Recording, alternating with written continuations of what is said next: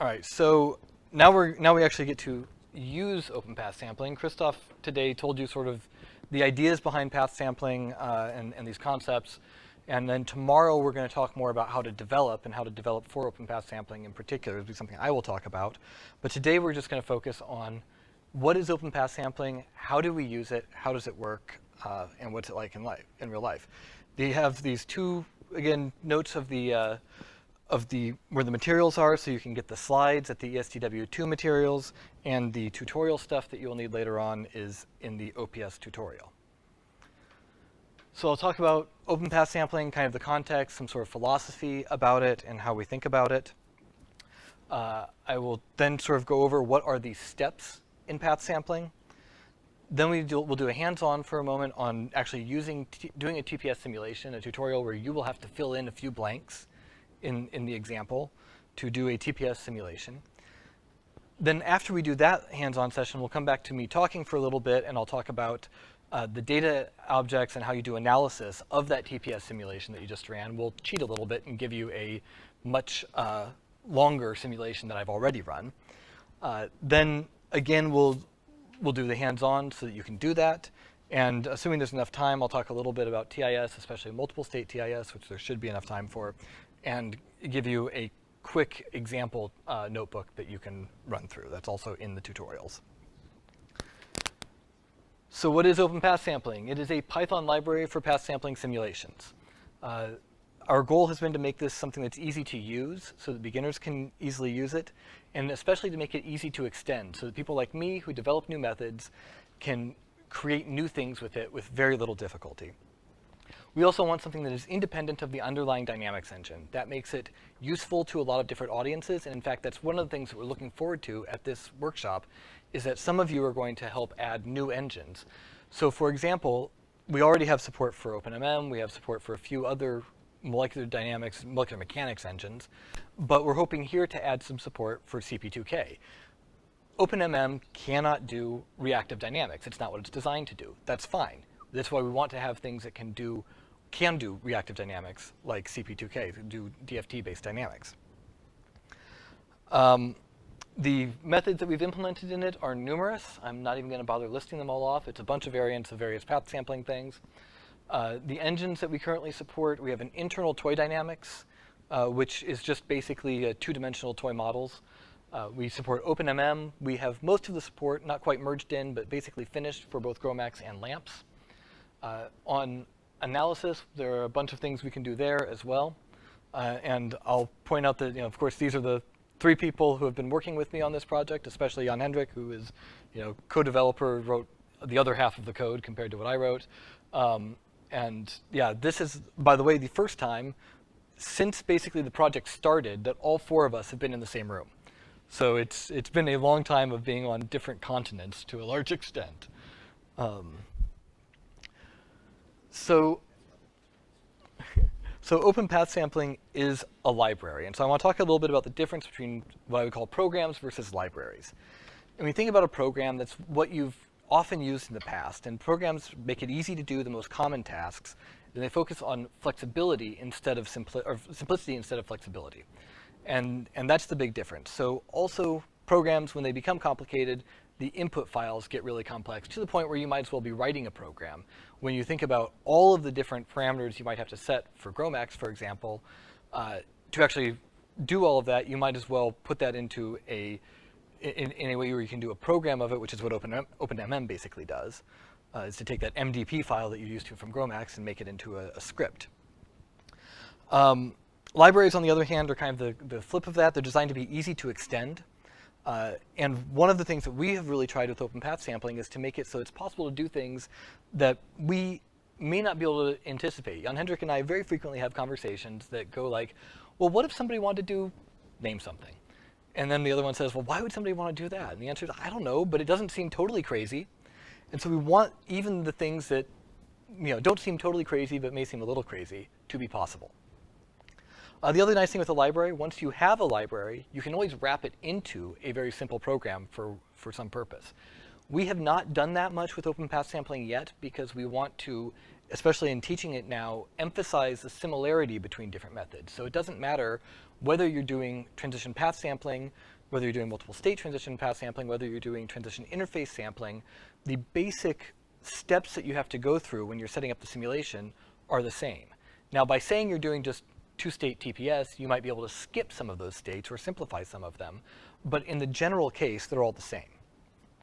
And another nice thing with the library is this idea of being interactive in your usage. That's what you're going to see in the demonstrations today, in the tutorial that you'll do today.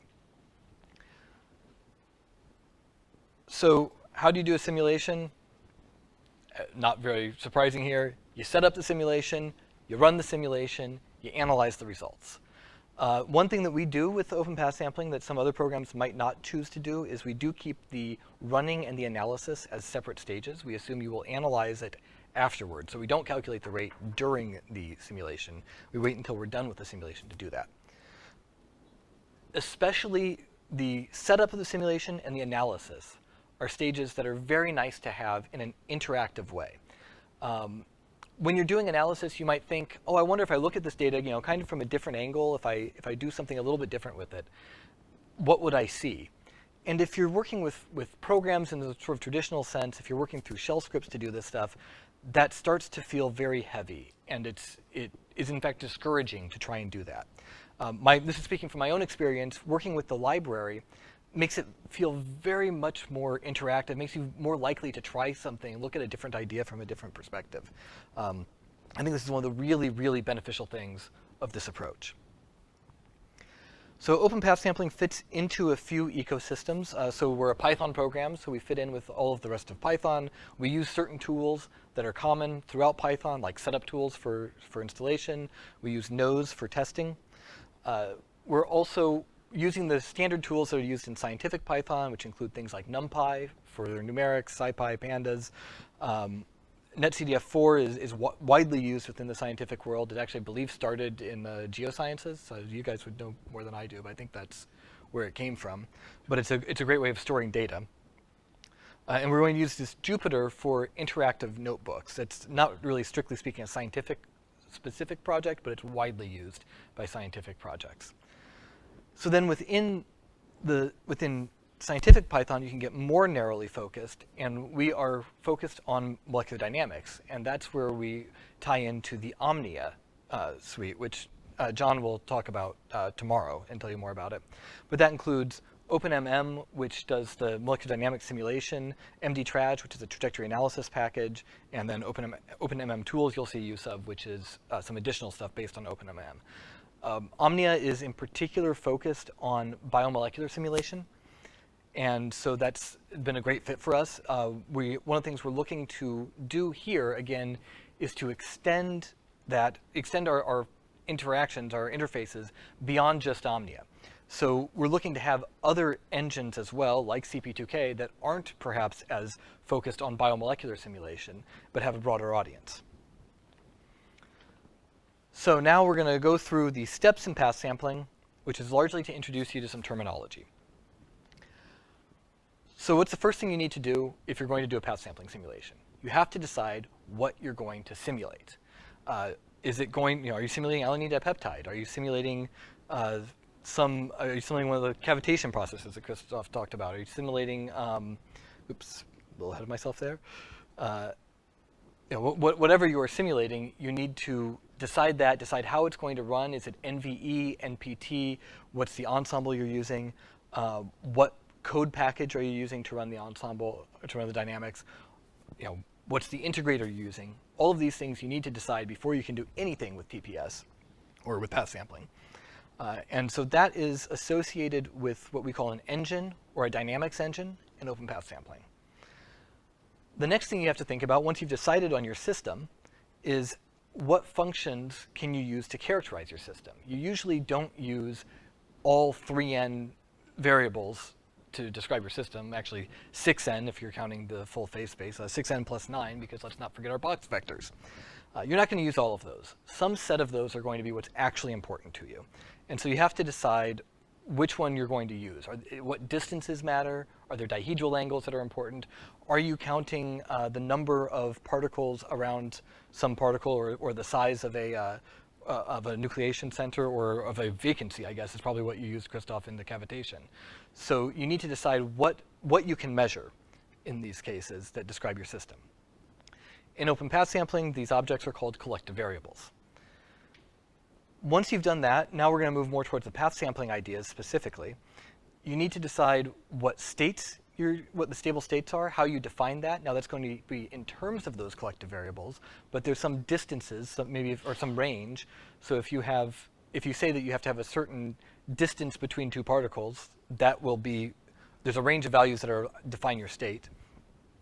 And for TIS, we also use the same thing to do interfaces. And these are what we call volumes. Again, if you've learned TIS before, you may have heard of interfaces as a surface. But we, in OpenPathSampling, think of it as a volume. You can say that if you have a surface that has one side of the surface and the other side, you could call that the inside and the outside of a volume. It's the same thing. Once you've got your states defined, well, if you only have 2 states, the next stage is pretty trivial. But if you have lots of states, if you're doing a multiple state system where you may have 6, 10 states, you have to decide which transitions between those states matter to you. And how are you going to look at these? Are you going to use TPS? Are you going to use TIS? Which reactions out of the whole set of possible reactions between your states do you care about? The object associated with that in OPS is called a network, or transition network. Next, you have to say, how are we going to do the sampling? What Monte Carlo moves are we going to use? In some cases, that's kind of trivial. If you're doing flexible length TPS, you're basically just going to do one-way shooting, usually. But if you're doing something like TIS instead of TPS, you have lots of different moves that are possible. And so which ones are you going to use? What are the relative frequencies of choosing each type of move? That is all part of what we call the move scheme. Now, we've set up everything about how we're going to run the simulation, but you can't run a simulation until you have initial conditions to start from. So what are the initial conditions for your trajectories? Once you've decided how you're going to run the simulation, you need to get initial trajectories. And those will go into an object that's called a sample set in OpenPathSampling. Now we're pretty much done. We say, OK, well, we do want to store the results from our simulation, so we need a file. And we call that storage. And then at the end, you have to put it all together into a simulation that you can run. And that's what we call a path simulator. So these are the ideas in green and the objects that you have to, as a user, create in white. But there's more to it than that. So OpenPathSampling will automatically create a few objects to do what we call transitions. And then that's actually the path ensembles themselves are defined. The user doesn't have to create them. They are created using the network as a factory. Similarly, the move scheme is what will create the path movers, not the user doesn't have to create each path mover individually. So I think at this point, are there any questions on this? Yes?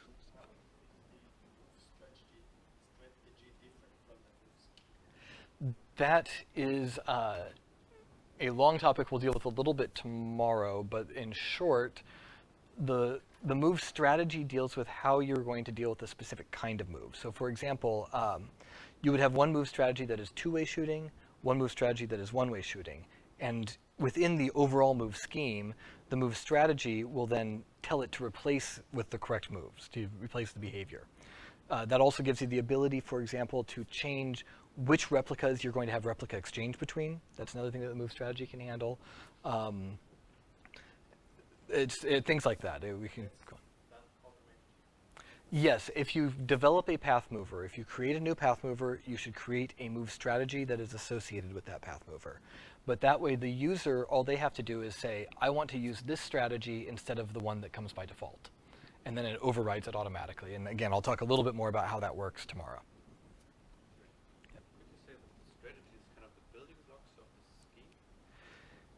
Yes, I mean the strategy is technically a build, or it's technically a factory whereas the scheme is technically, I think, a builder is I'm not really sure on that though. When you get into the what do you call those? The design. Yeah, the scheme contains everything about the move scheme. The big picture of it is in the scheme. The strategy is more specific. Yes. Any other questions? All right, then we are going to do the first two parts of these examples. So the first one, the notebook on introducing to Jupyter, I'm going to do that with you. And then we're going to just sort of look over the notebook on the sampling before I tell you to just do it yourself. So to start a Jupyter notebook, you type Jupyter notebook, assuming you've installed Jupyter, which should have come with OpenPathSampling. If not, it's Conda installable. And then you want to do that from inside the tutorial OPS, or the OPS tutorial is what you have it called, OPS tutorial directory. So go to your OPS tutorial directory, type Jupyter notebook, and you will have, it'll do a bunch of stuff, and then you can click on this link that will open it up in a browser window. IPython was what Jupyter was called before it was called Jupyter. It likely will do the same thing. IPython notebook would do the same thing as Jupyter notebook if at least at this point. I think they're still alias to each other. But Jupyter, IPython changed its name to Jupyter because it's not just Python now. So has everyone been able to get that open? Do you have Jupyter notebook opened?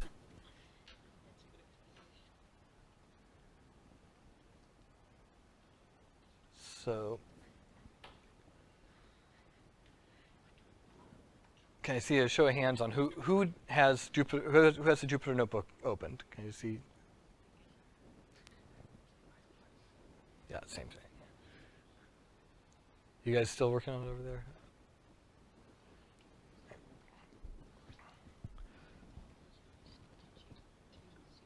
So once you see this home, you can just click on one of these, and you can open it up. And we'll look at this one first. So I'm just introducing you to how Jupyter works. I'm actually to make a little more space here. Let me remove a few things. So Jupyter is a tool that allows you to do interactive coding, essentially. That's the big idea of it. And you can also add text around it. So all of these notebooks have some documentation that you can read at the same time. In fact, we also we use this for our examples. And furthermore, this is something where we can run the code as part of our testing suite. And that way, it's a way of checking to make sure that your examples are actually up to date with your code. So it's a very nice set of tools that we can use with this. I'll go ahead and start showing how this works. So if you want to run a cell, kind of work through this with me, you hit Shift and return or enter. And you saw it turn star for a second, then you see the 1 next to it. That means that it is running. It's waiting to run while it's got a star, and then 1 means it's done. If you want information about some object that is in the code, you can use this question mark, and it'll pop up a little window that gives you the documentation, which is this documentation is documentation that we write, that you should write with your code as well. But it gives you a little bit of information about this particular object and how to use it. You can press escape to make that go away. You can put it before the object, or the question mark can come after it as well. Again, gives you information about the object. Escape to make it go away. Another way to get help on things is to use Python's help function, which will then pop up with a lot of detail in here. Another thing that you can do with Jupyter is this double question mark, which actually takes you straight to the code. So with this, you can see the entire code as we have it written, including all the comments and documentation.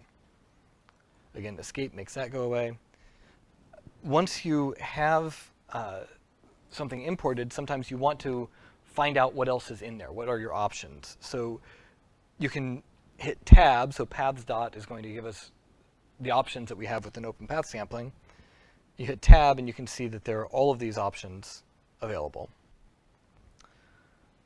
And actually, I think I've left off of here. Yes, one other thing I should show is on these, if I should add another cell after this. Insert cell below. And so if I do paths dot path sampling, now in here, if I hit Shift tab, it'll pop up a short thing. So this is Shift tab that I'm doing now. It'll pop up a short description. If I hit it again, it pops up a longer description. And do I get any more out of a third time? I don't think so. Or maybe it does. But you can get all this information kind of on the fly that way. The whole point is these are ways that you can use this Jupyter notebook to help you figure out what you can do with the code, to help you learn more about the structure of the code from inside the notebook. This should make sense, but the order in which you execute these cells is what changes the memory. So it's not the order that they're listed in here, it's the order that you execute them in. So right now I have not defined message. So if I run print message, it gives me an error.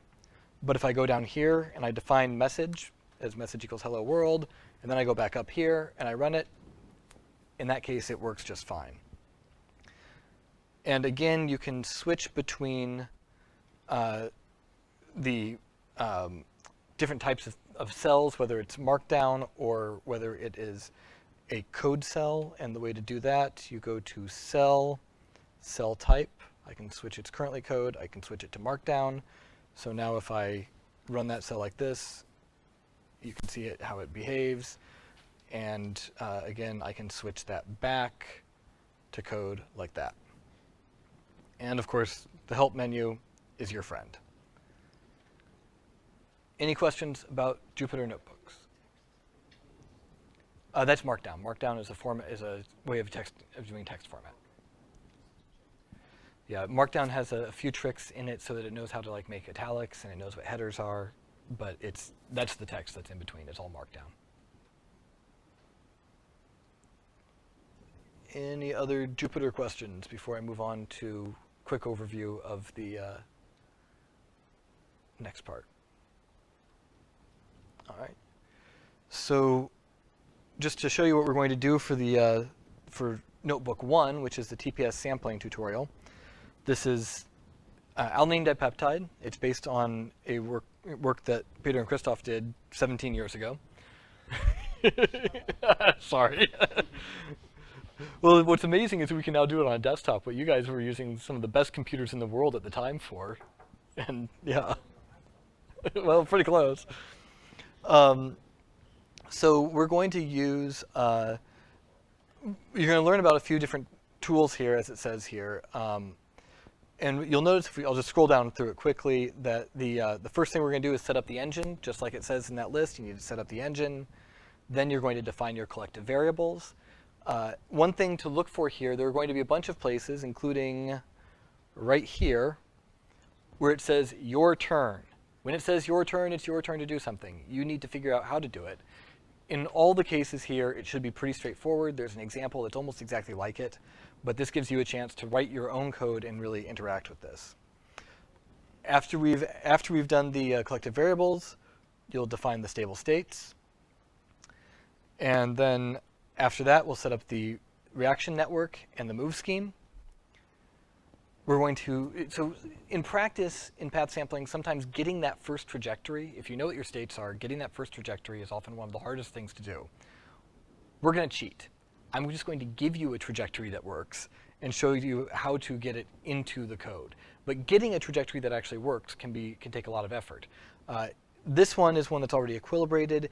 In practice, you often start with something that is not a physical trajectory and then let it equilibrate to something that is. In fact, that's exactly what Christoph showed you in the example where of that phase transition, where you started with a trajectory that wasn't physical, where you sort of forced the what was it, the CDSE, right? That's what that was, yeah. And so you sort of forced the transition in a way that wasn't realistic. But by letting the dynamics equilibrate, you created a transition that was realistic. Here, again, we already start with the realistic transition. We cheat.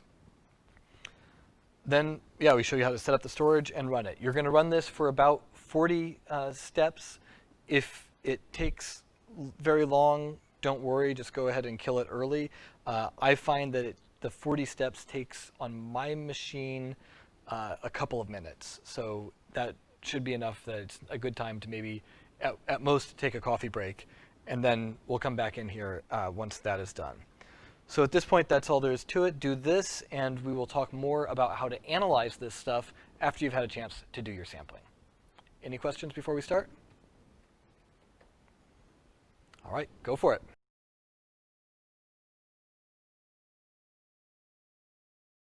Yep.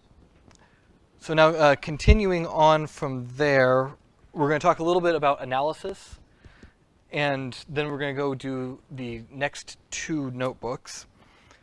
So first off, we're going to talk about some of the basic analysis that OpenPathSampling makes really easy to do. And so one of these is the move summary, which will print out a little bit of information about what your simulation was. Now, with your simulation, there was only one kind of move that was done, which was a shooting move. So this is not terribly interesting. At least how often the move type ran is not going to be interesting. It's going to be 100% of the time it was shooting. But one of the things we have here is we have how often it ran, and we have how often we expected it to run based on based on what the move scheme knows about its own shape. And these two things should be pretty similar. Otherwise, this probably means that something went wrong inside of OpenPathSampling. In this case, you can see they're pretty good. On the other side, we have what the acceptance is. It tells you how many moves were tried, how many were accepted. It gives you a percent for that because you usually care about the percentage. Again, this is something you want to look at. You can have bad numbers here would be an issue. We want usually a little bit lower on replica exchange. Like this is pretty good, around 23%. The shooting here is actually pretty high at 68%. The minus move, because it's an extremely expensive move, it's done less frequently, but it's done, you want to have nearly 100% acceptance on the minus move. Now, this is all nice, but it could be that the shooting move may have involved a bunch of ensembles that had 0% acceptance and a bunch of ensembles that had 100% acceptance, and I could still get a good acceptance rate that way, but that would have been a bad thing. So we can also use the same tool to look at specifically within the shooting movers. That's the string that you see on the left there, becomes a string here. And you can see what, for each ensemble, what the acceptance rate was. And again, all of these are expected to happen the same frequency. They vary a little bit. But the acceptance ratios, they also vary a little bit, which is not surprising. The innermost interfaces tend to be more accepted, I think, here. So you can get the details per ensemble details for a specific move type very easily. Actually, I should say you can go even into more detail than that. You can, some of these movers, like a one-way shooting mover, is composed of a forward shot or a backward shot. You could do one or the other. And so if you actually if you find the specific mover here, and put that in instead of the string shooting, then it will tell you how often it was accepted in the forward and how often it was accepted in the backward. So you can get a lot of these details out of OPS very easily. Another thing that we often look at, so the first thing you look at is to see, do you have decent acceptance of your moves? Was there a big problem with your simulation? One of the next things we like to look at is the path tree. In this particular picture, actually this isn't one of ours. Jan Hendrik has made what is a much nicer visualization than what we have here.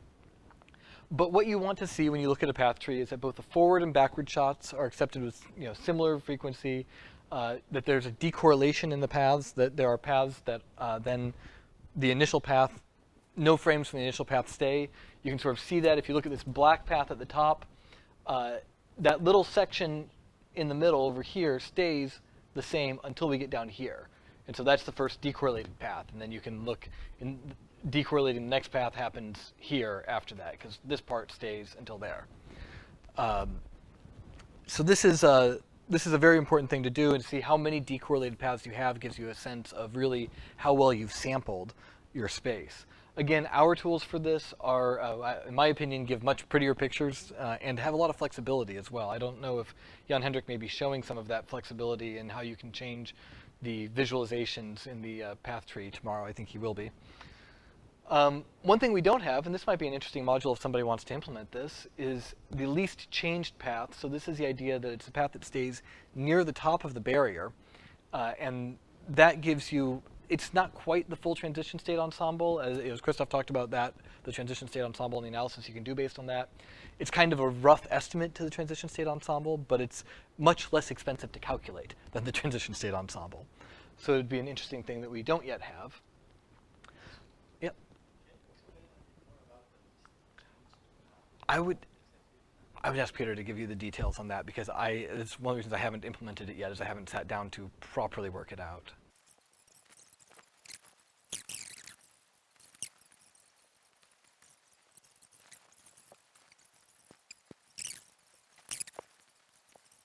But the point is, it should give you some idea of what the transition region looks like. So if you're trying to identify that, it can be useful for that.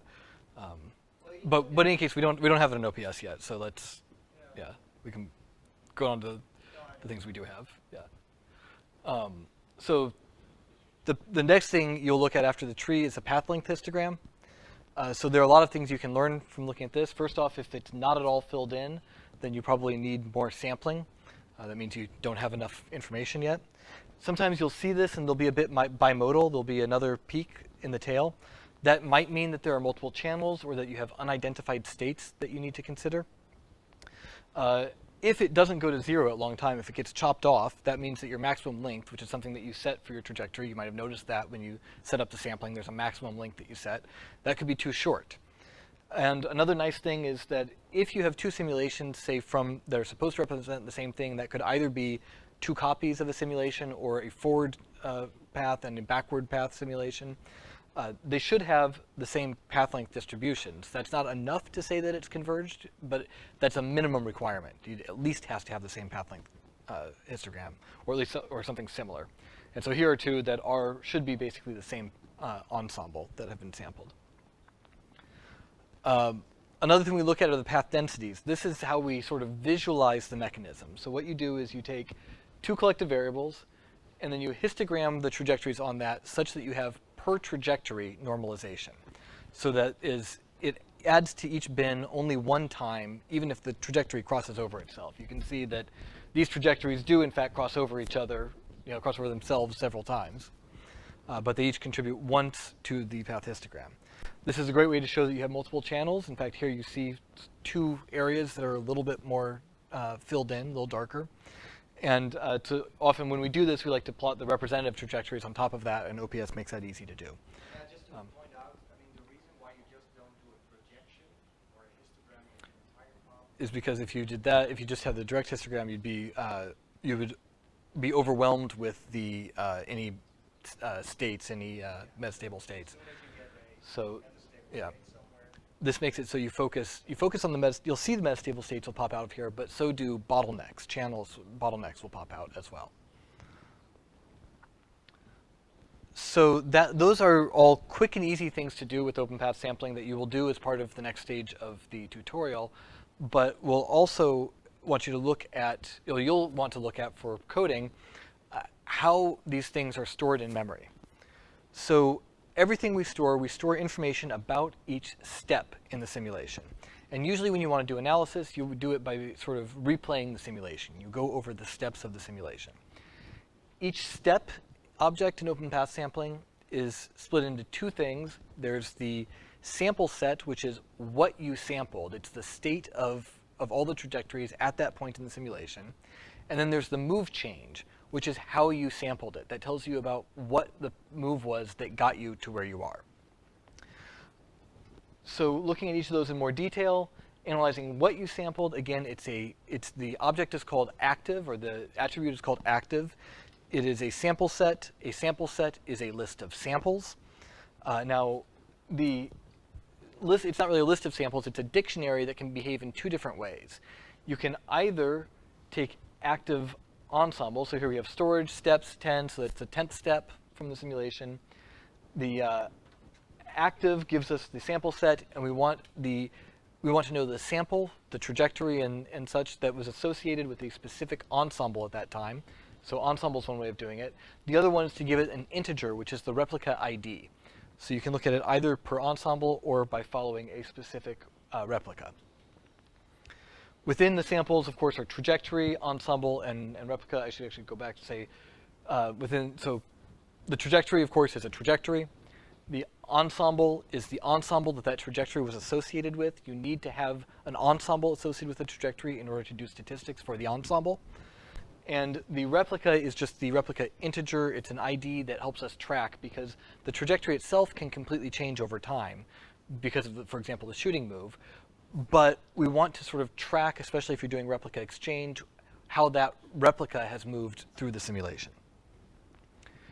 Each trajectory is a list of snapshots, and snapshots then are made up of fields that we call features. So the normal examples would be that you would have coordinates, velocities, box vectors, but this is one of the things is that each engine can implement different features.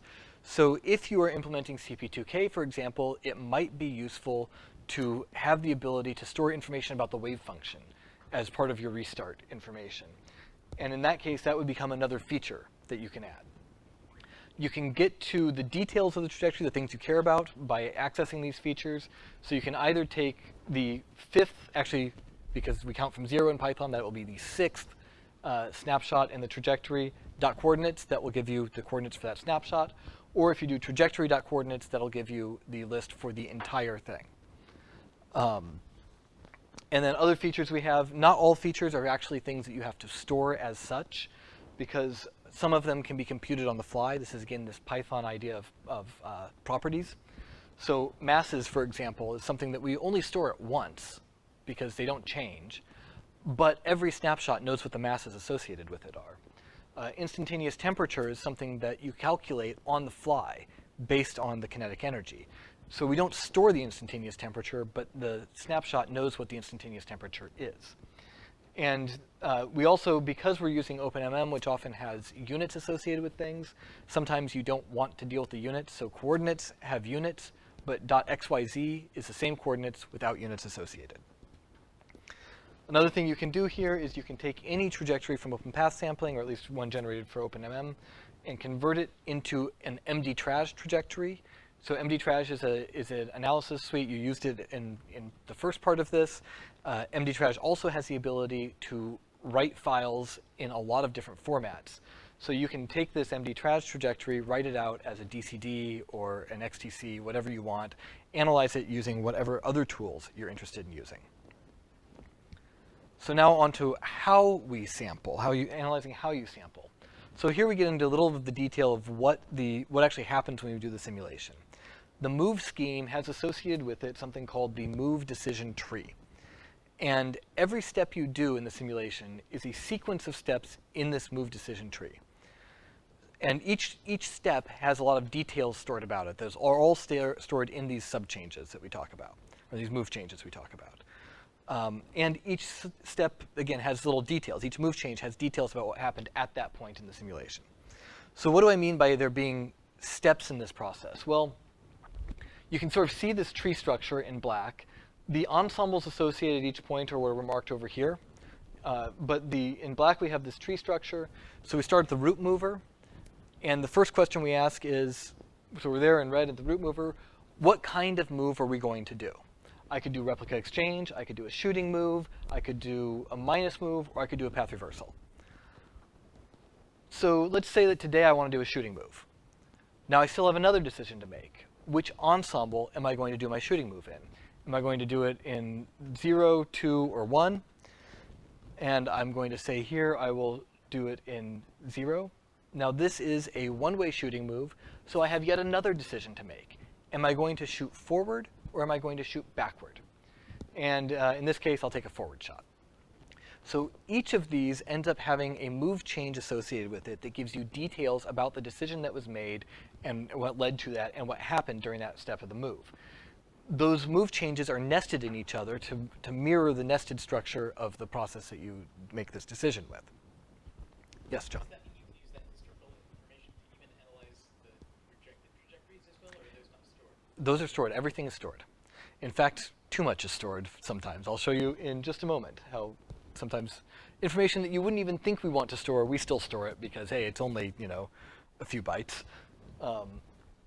So the move change object then has all these things in it. It has a sub change, which is the information about another change within that, starting from the outermost, starting from that root mover, moving into the more detailed things.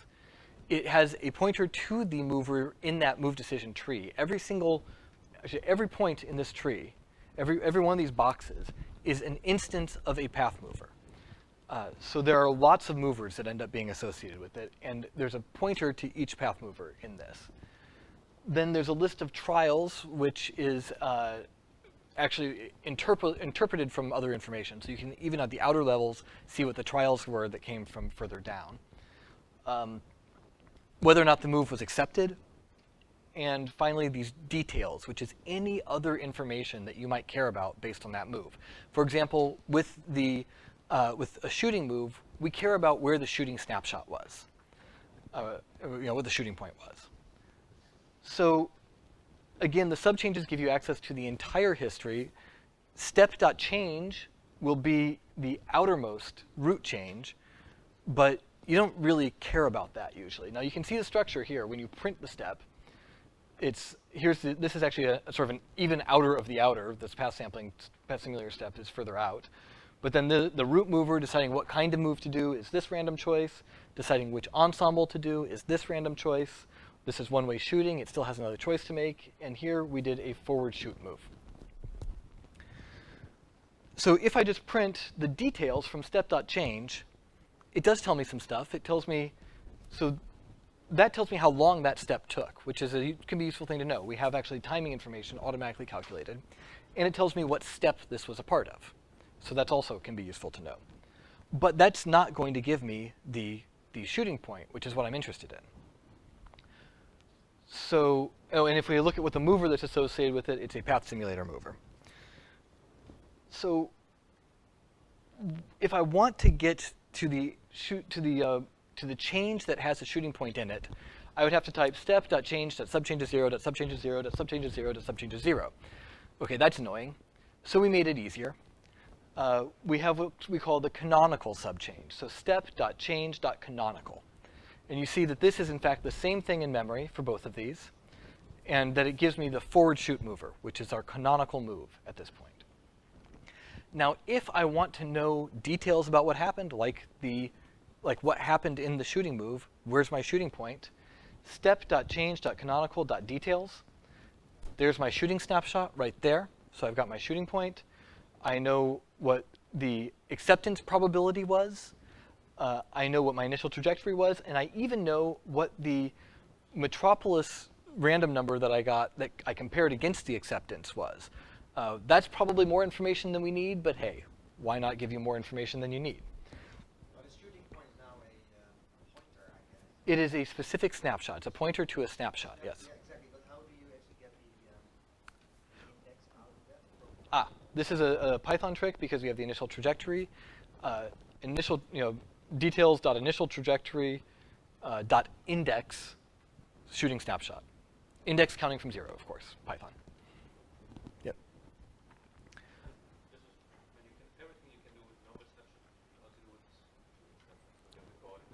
Yeah, so once you have this, you can visualize it.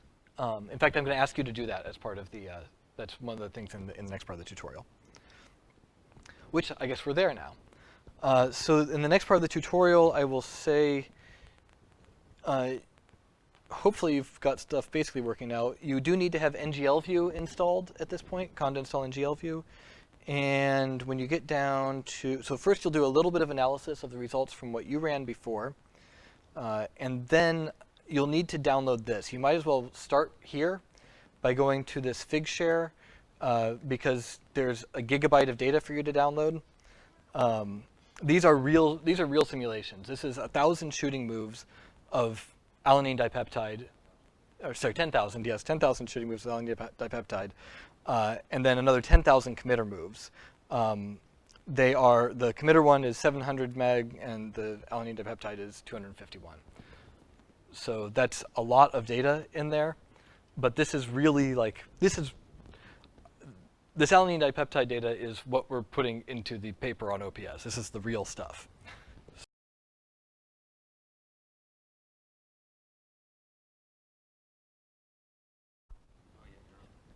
Okay, so now let's talk a little bit about the last part. I know that not all of these are already done, but there's always more time to look at the tutorial later. So I'm going to talk a little bit about transition interface sampling, and in particular multiple state transition interface sampling, and show you a very easy example of using that with OPS. So what is transition interface sampling? I think most of the people in here have at least heard of it, and many of you have worked with it. A few of you invented it. So transition interface sampling is sort of an extension of the ideas of transition path sampling, where instead of only having paths that go from A to B, now we have these interfaces in between. And the way Christoph talked about restrictions on the path, I like to call those the rules for the path ensemble. And so the rules for a transition interface sampling path is that, well, first off, there are multiple ensembles, one for each interface. And the paths in that ensemble must start in A with one frame in A. They have to cross the interface, have at least one frame outside the interface, and then they can end either with one frame in A or one frame in B. Then using that, we sample all of these paths, and we can calculate the probability of reaching one interface given that we crossed the other one, another one before it. And the rate is calculated as the product of all of those successive probabilities times the flux coming out of A. So to sort of give a better picture or another picture of this splitting idea, how we calculate this rate, here's another case where we have a transition. Christoph showed you pictures that look a lot like this as well. And so we have these successive crossing probabilities, each of which is going to be around order of 0.1, 0.2, something like that. The trick is that by multiplying that a bunch of times, you can get a very, very small crossing probability out of things that you can sample relatively accurately. You can get something with a probability of 0.1. That's something you can sample to decent accuracy. Do that 6 times in a row, and you have a probability of 1 in a million, which is a lot harder to sample. So we start with things that cross here. We calculate the flux, which gives us a time aspect of the rate that crosses here. Then we calculate how many times the things that cross this one, we require that they'll cross this one. We see how often they cross that. Then we look at all the paths that always cross this, and we see how often we cross that. And we do it all the way across to the other state. And you can see that at each stage, you're cutting out a fraction of your paths. So again, the rate then is from first the flux through here, and then the crossing of all paths that definitely crossed here. How many do that? All paths that definitely crossed here, how many do that? And that's what each ensemble is. It's all paths that definitely crossed here. That's your restriction on your ensemble. That's what this TIS requiring that you cross the interface is. And you continue that across, and you end up again with this equation. So this is, in this case, we define the PB a little bit differently. So it's the probability of going into B given that you got to the outermost interface, and the flux and the other crossing probabilities. In practice, we combine these things using methods that give us a little better statistical overlap, using like the WAM approach. That is not something you have to worry about too much in detail. What is important here is the same picture. This picture is the one that I will keep coming back to over and over. The same picture, we still apply it again. However, parts of this are going to change. So specifically for the example that you're going to do, a whole lot of it has changed. We're going to use a different engine so that you can actually do some real sampling here. We're going to use our toy engine instead of alanine dipeptide. It's even faster. You're using a different system, so of course your collective variable has changed, your volumes have changed, both the state definitions, and now we have interfaces as well as states. Now we're going to be doing actually a multiple state TIS, which is not only different because it's TPS instead of, or TIS instead of TPS, but also it is multiple states, so it gives us a completely different network. Because we're doing TPS or TIS, we have other moves. We're going to do replica exchange. We're going to do the minus move. So we have different moves that we'll be doing as well. We actually, again, I'll actually load initial conditions, but we obtain them from a different approach. And well, storage and, if I get through all these, storage and the path simulators stay basically the same. Those things, a few things don't have to change, but most of it does. The key thing is that the order, the steps you do here, always will be the same. This is a toy model that you're going to be looking at. It has x to the 6th plus y to the 6th walls around it. and then it has 3 wells that are Gaussians, and you'll see the details of that in there. They're the same depth of Gaussian, just at different locations. And for that, you can look at Notebook 4. This, by the way, does not have anything that is a your turn thing. Oh, before you do that, you need to pull down the most recent version. You need to go to your